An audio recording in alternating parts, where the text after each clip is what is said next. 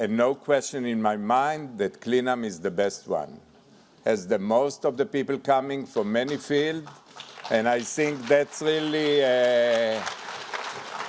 basically of work of many people, but there is, from my perspective, it is almost a one-man show, and this is the show of Biet. So I would like to thank him for this wonderful conference.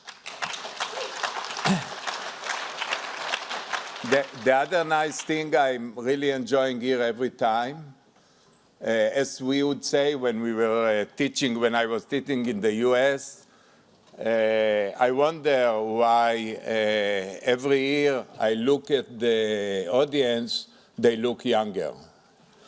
So thank you for all the young people that are coming. I think it's fascinating. And now to what we are going to hear in the coming few minutes. And actually, I think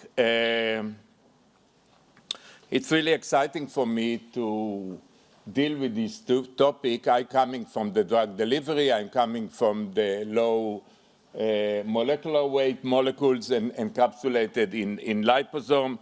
And I think what we are going to hear and what this kind of lecture really represents is really a quantum jump in cancer therapy.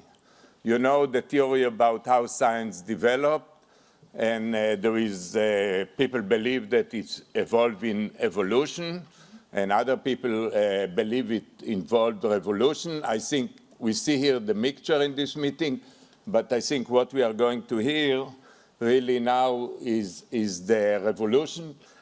In science, in cancer therapy, it may change the field, and I hope it will stay like that because, you know, in many cases, things look very, very good for a certain time, and then we saw the downside of them, and I hope it will not be the case here.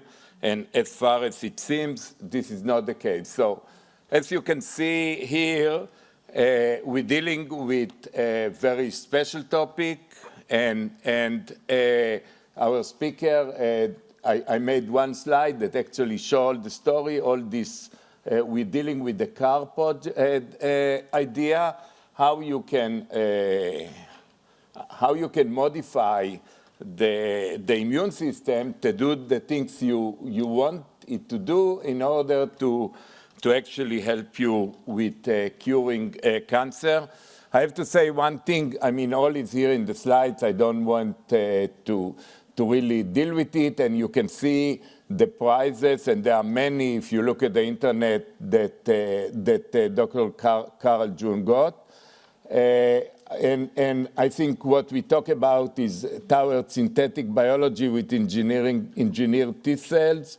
And I think it's really fascinating. And let's see if it will work. This is just a short movie I got on the internet. I'll stop it after two minutes. And I don't know why it doesn't speak. It should really talk. Who is the... Anyway, I think we'll see the speaker in a minute. I think I'll stop now because he promised me it will talk, but it does not. So anyway... Nirvana in research was curing cancer. I mean, that was a cliche when I was a little boy.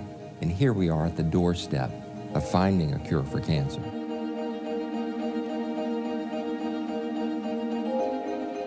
We're finding the keys, and there's always a reason to be hopeful. I was literally told I had about 2 years.